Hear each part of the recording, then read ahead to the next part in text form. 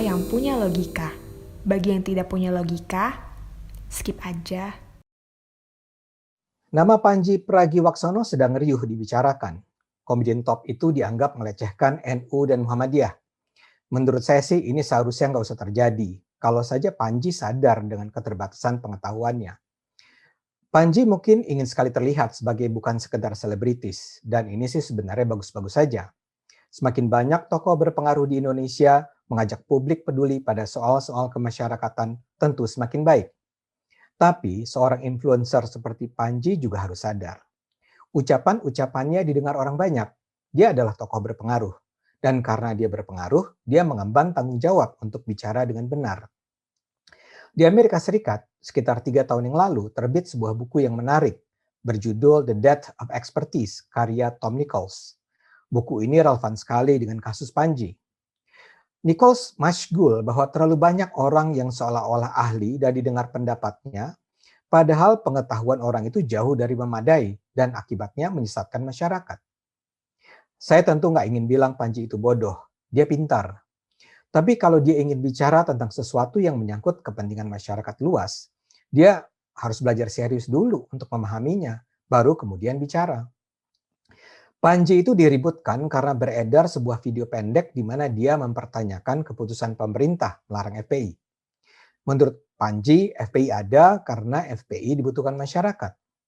Dengan mengutip Profesor Tamrin Amal Tomagola, dia mengatakan pintu para ulama FPI selalu terbuka bagi masyarakat yang membutuhkan. Sementara di pihak lain, pintu ulama-ulama NU dan Muhammadiyah tertutup. Para ulama NU dan Muhammadiyah terlalu elitis, ujar Panji. Ketika rakyat butuh pertolongan, yang terlihat hanyalah FPI. Kita sendiri kelas menengah, kata Panji, enggan untuk membantu orang kecil. Ketika kita mendengar ada suara Assalamualaikum di depan rumah, kita buru-buru menghindar. Saya sendiri juga begitu kok, kata Panji. Nah, itulah yang tidak dilakukan FPI.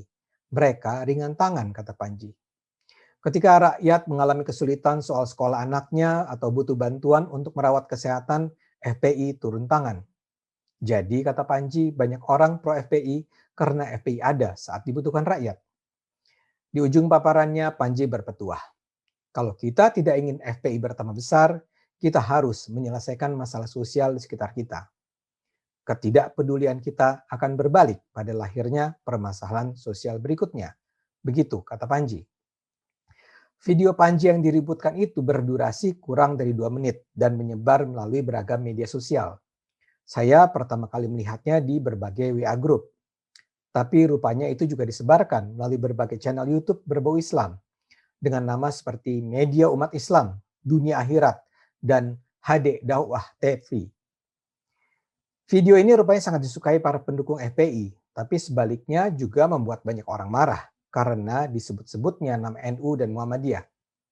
Panji dituduh melecehkan dua organisasi besar itu seraya memuji-muji FPI. Panji sendiri sudah membela diri dengan mengatakan bahwa penyebutan soal elitisan NU dan Muhammadiyah itu adalah kata-kata dari Profesor Tamrin Amal Tomagola. Itu diucapkan Tamrin katanya dalam wawancara dengan Panji 8 tahun yang lalu. Panji balik menyerang para pengkritiknya karena hanya menonton sebagian kecil dari videonya yang sebetulnya jauh lebih panjang dan lebih lengkap. Nah, kalau gitu pertanyaannya, apa yang sebetulnya merupakan pesan lengkap yang hendak disampaikan Panji?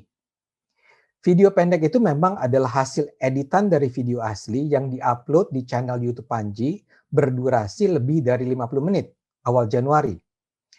Yaitu segera setelah FPI dilarang berkegiatan.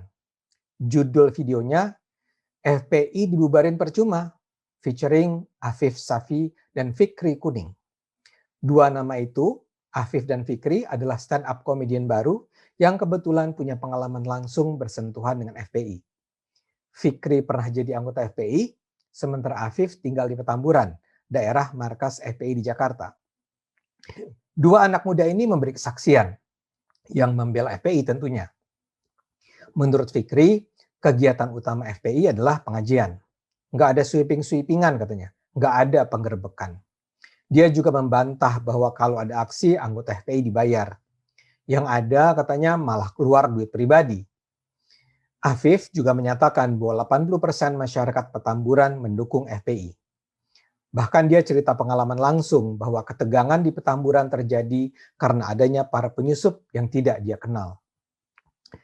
Pada intinya, frame wawancara oleh Panji ini hendak memberi perspektif bahwa menganggap FPI berbahaya adalah salah besar. Panji berargumen bahwa pelarangan FPI seharusnya dilakukan melalui pengadilan. Menurutnya, pembubaran atau sebenarnya pelarangan FPI tetap harus dilakukan dengan benar. Kata Panji, kalau sekarang FPI dibubarkan, toh FPI bisa berdiri lagi dengan nama lain. Lagi pula katanya, jadi anggota FPI kan adalah hak asasi, karena setiap orang berhak berorganisasi.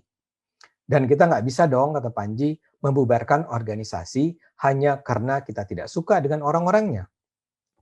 Pada bagian itulah Panji kemudian mengutip pernyataan Tamrin tadi.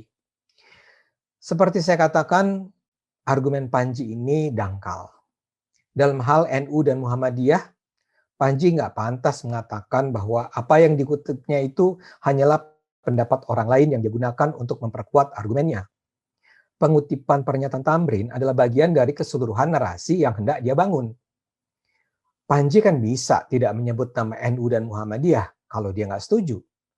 Tapi secara jelas dua nama itu dia sebut. Dan itu sekarang menjadi tanggung jawab dia, bukan lagi tanggung jawab Tamrin.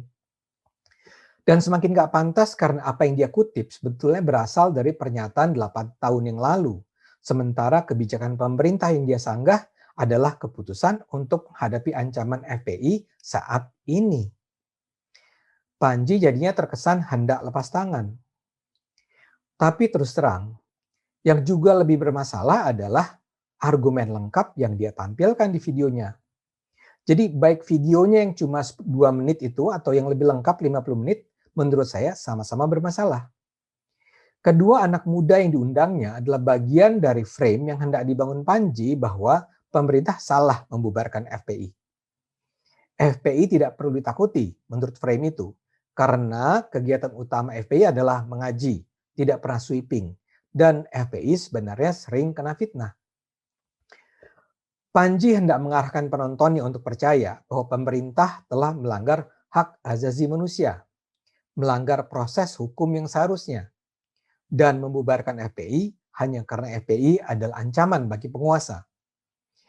Panji bahkan secara tidak langsung menyatakan bahwa pemerintah, ya kita semua dan juga NU dan Muhammadiyah selama ini mengabaikan kewajiban untuk peduli pada rakyat kecil.